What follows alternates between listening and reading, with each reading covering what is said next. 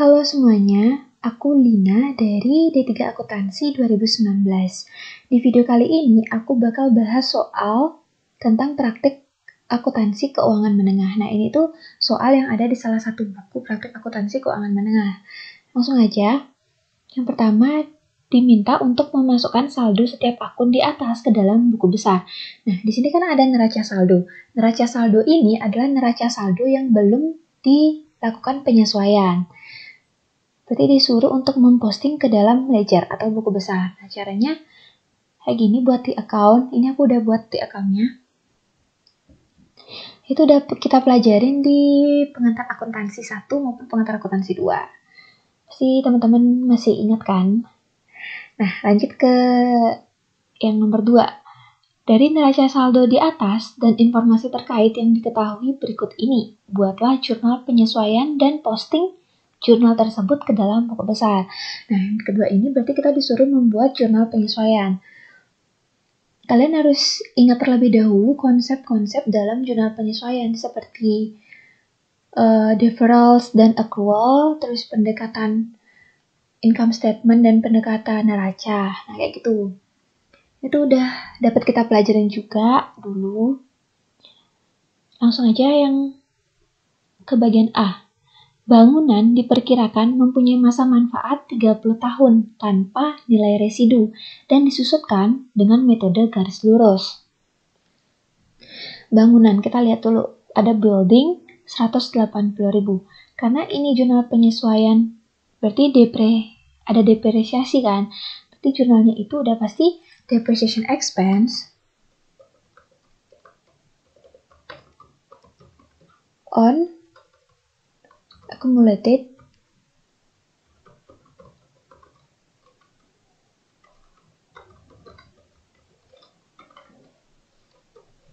building, karena ini bangunan kan.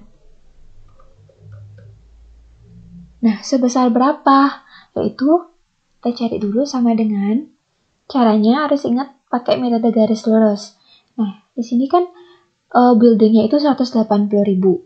180.000 dikurangi nilai residunya itu berapa? Nah, di sini kan tanpa nilai residu, berarti nilai residunya adalah 0 dibagi dengan masa manfaatnya 30 tahun, berarti bagi 30.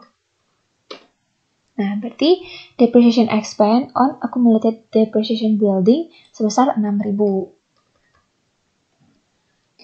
Lanjut ke bagian B, peralatan didepresiasikan sebesar 10% per tahun. Peralatan, kita lihat di sini, equipment 210.000. Berarti sama kayak ini, depreciation expense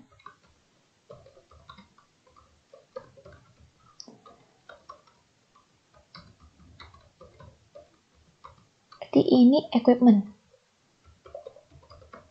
Sebesar berapa sih? Sebesar sama dengan 10% per tahun.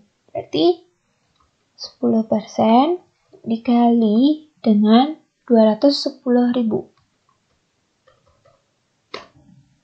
21.000 berarti. Nah, lanjut ke yang C. Yang C, asuransi yang telah dinikmati manfaatnya, berarti yang udah expired, yang udah menjadi beban selama tahun 2016 adalah sebesar 4.000. Kita lihat di neraca saldo sebelum penyesuaian. Nah, di sini itu ada akun prepaid insurance. Berarti kalau ada akun prepaid insurance-nya, ini tuh menggunakan pendekatan neraca. Nah, aku bakal bahas di sini. Kalau yang deferral itu, dia bisa dicatat menggunakan dua pendekatan, yaitu pendekatan neraca dan pendekatan laba rugi. Nah, kalau pendekatan neraca itu biasanya berhubungan sama akun-akun yang ada pada Statement of Financial Position.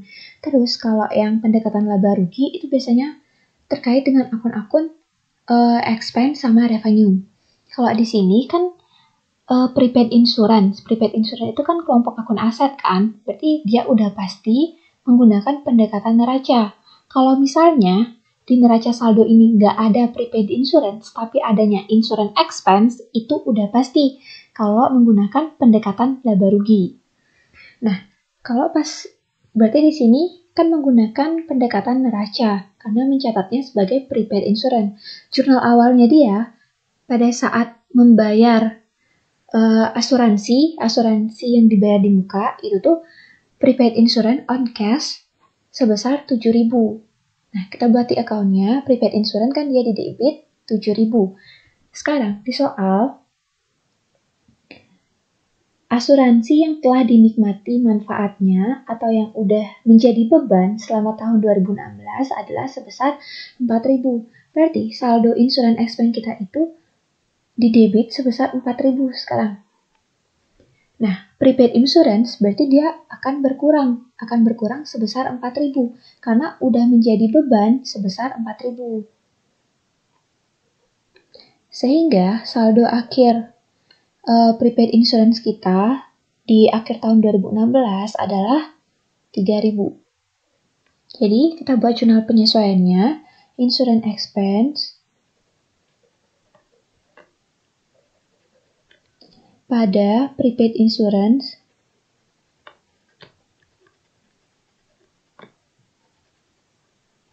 sebesar 4.000.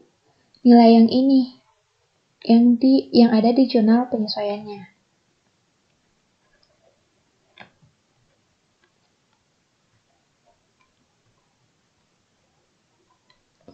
Nah, biasanya kalau yang di pendekatan neraca itu nominalnya ini, besarnya ini adalah yang udah kepake. Nah, yang udah kepake itu yang udah menjadi beban.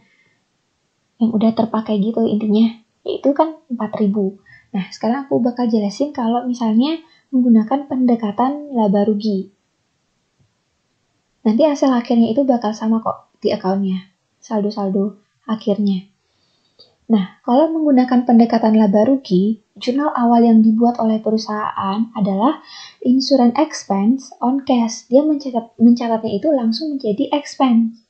Karena kan ini pendekatan laba rugi berkaitan sama revenue ataupun expense. Berarti di sini di account-nya insurance expense ada 7.000 kan. Nah, sedangkan di soal diasumsikan bahwa asuransi yang telah dinikmati yang udah menjadi beban adalah 4.000. Seharusnya saldo akhir dari insurance expense kita di akhir tahun 2016 adalah 4.000. Gimana sih caranya biar insurance expense itu dari 7.000 di debit menjadi 4.000 di debit? Caranya dengan mengkredit sebesar selisihnya 7.000 minus 4.000. Itu mengkredit 3.000. Nah, berarti prepaid insurance kita itu di debit ya. Ini dibawa ke sini. 3.000. Berarti yang di jurnal penyesuaian adalah yang 3.000 ini. Jadi jurnal penyesuaiannya adalah prepaid insurance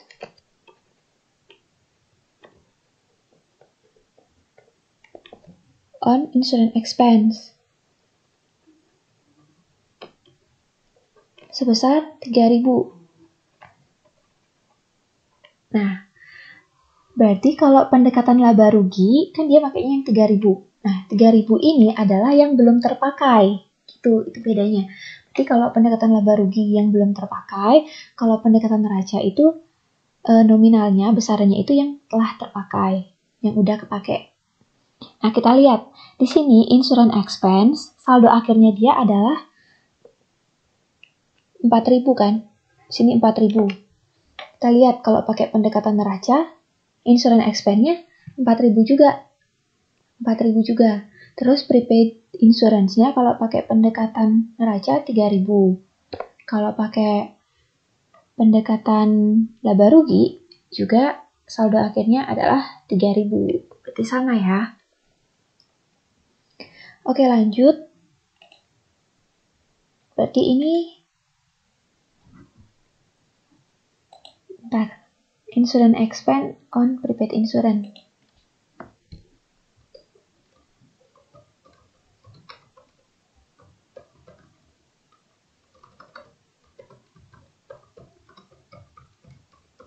Sebesar 4.000.